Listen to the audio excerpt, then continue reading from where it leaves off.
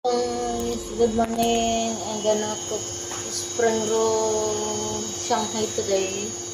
This is my meat, ground meat and 2 eggs. I'll put 2 eggs inside.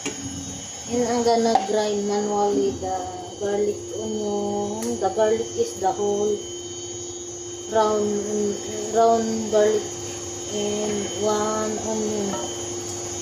I grind it manually.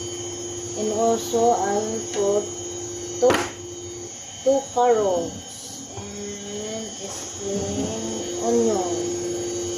And I'm gonna put salt, pepper,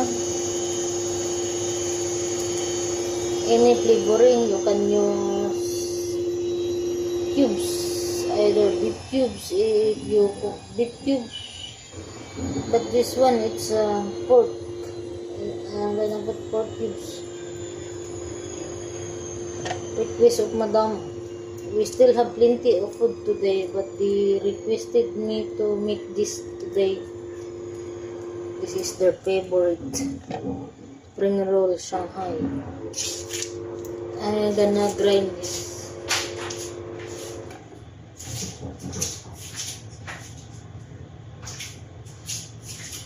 Also the carrot, I grind it manually so that it will the same size. But the spring onion, I just cut it small. Cut it very tiny. I'll cut it tiny. It's a tiny cutting.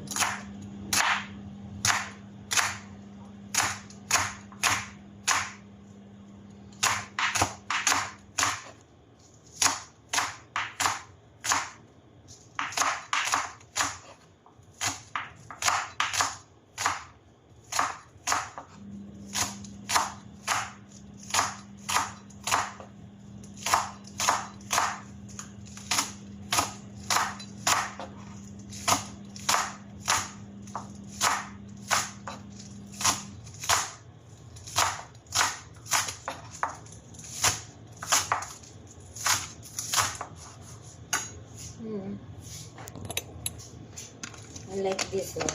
This is manual grinder.